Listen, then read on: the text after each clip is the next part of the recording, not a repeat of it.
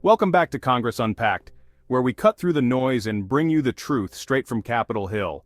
Today we're breaking down a fiery committee showdown. Representative Jasmine Crockett went head-to-head with Marjorie Taylor Greene in a clash that had it all: misinformation, Russian propaganda, and a battle over political accountability. Trust me, this is one you'll want to see. Let's break it down. First up, Crockett wasted no time setting the record straight. She schooled the room on basic history, pointing out that it was George W. Bush, not Barack Obama, who was president during Russia's 2008 invasion of Georgia. A simple fact, but one that cuts right through the fog of revisionist talking points, and she kept going, bringing up Trump's 2019 threat to withhold aid from Ukraine, and warning how quickly misinformation spreads when facts and timelines get twisted for politics. First of all, I do want to clear up some actual misinformation. Dr. Snyder, when you were testifying earlier, you were actually responding to questions that were posed by another colleague from Texas. One of the questions was, who was the president in 2008? And to be clear, Obama ran in 2008, but Obama did not swear in until 2009. So when my colleague asked about invasions from Russia, actually in 2008, Russia was invading Georgia, and it was another Texan that was the president at the time, and that was George Bush.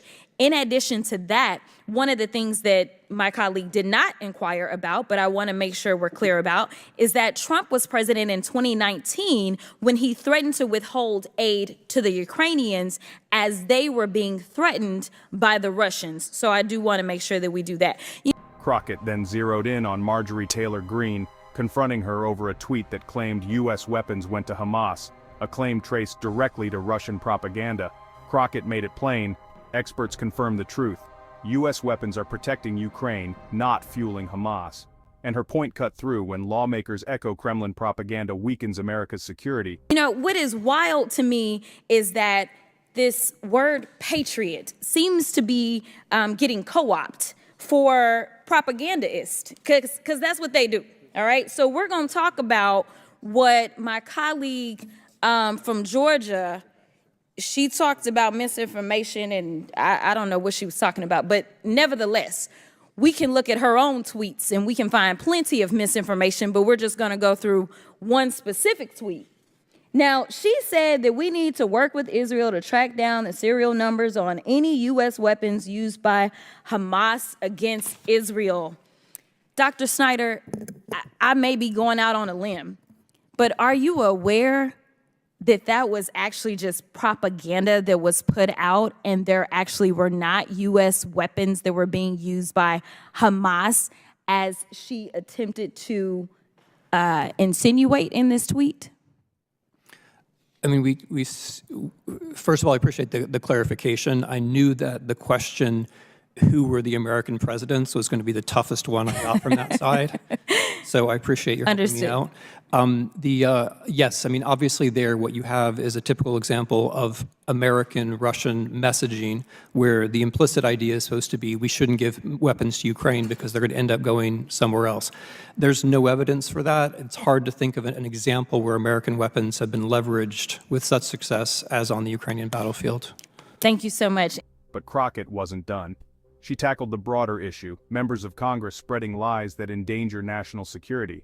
Crockett argued that when politicians with taxpayer-funded resources spread falsehoods, they become as much of a threat as foreign adversaries. In fact, for some people, especially people that serve on the committee, they may be surprised to know that it's actually a former Russian president and Putin's sidekick, Dmitry, and I don't want to slaughter his name, so I'm going to say Dmitry M., who actually she quote tweeted. See, the problem that we're having, and the reason that we're bringing up Russia as well, is because Russia is a threat as well as China. So we are not going to sit here and pretend as if it's only one or the other. But the biggest problem that we have is we have people that sit in this chamber and they spread the misinformation. If it was left in Russia or China, whatever. But the problem is that you have people that sit in positions of power, and they they have a $2 million budget. You think that they would call on some staff to find out if they were telling the truth about the things that they're putting on social media, but instead it works for their rhetoric. And as we talk about rhetoric, something else that was appalling to me was this insinuation that when you look at the Ukrainians, which is why we're having problems getting the funding that Ukraine needs, is because people in this chamber push misinformation and disinformation. Be sure to subscribe and enable notifications so you don't miss any of our in-depth looks at Congress. Crockett also pushed back on the so-called Nazi narrative, countering claims that Ukraine is overrun with extremists. She reminded the committee that extremists exist everywhere, even here in the US, and entered into the record an article on a January 6th rioter with neo-Nazi ties, underscoring the danger of using extremists as an excuse to block aid. Finally, Crockett brought it back to domestic policy. She criticized House Republicans for blocking a bipartisan border security bill while accusing Democrats of ignoring the border.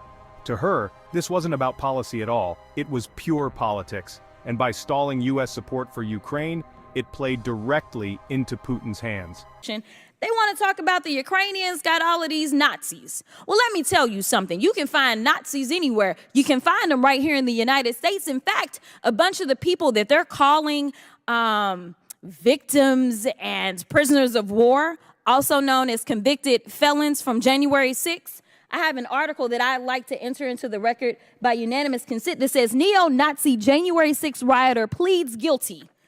Without objection. Thank you so much. So here's the point. We have people in this chamber that are actually causing just as much a threat, if not more of a threat, to our own country. We should be talking about holding our very own accountable for the misinformation and disinformation that they are spreading, whether it's coming out of China, whether it's coming out of Russia, or whoever is peddling it. It is a problem because right now what we see is that people are dying and we cannot get the support that we need from the public because they continue to peddle lies. And I'm tired of it because I didn't come to this chamber to play games. I came to this chamber to answer to the people, the American people, and to make sure that we keep the American people safe. And if we don't get something done, as they talk about the border, I do want to be clear, the only reason we haven't gotten funding for the border is because they killed, the House Republicans here, killed the bill that they actually sent us from the Senate side. If they want to do some work, let me tell you something, the Democrats are ready, and it seems like the Senate Republicans are ready too. They just need to get to it and stop peddling Putin's lies. Thank you, and I yield. In the end, Crockett's message was clear. The real danger isn't just foreign propaganda, it's American leaders echoing it. Her frustration was palpable. She came to Congress to protect the American people, not to watch colleagues spread lies. So here's the big question. Was Crockett right to sound the alarm on national security, or was it all political theater? Share your thoughts in the comments, and don't forget to like, share, and subscribe to Congress Unpacked for more in-depth coverage from Capitol Hill.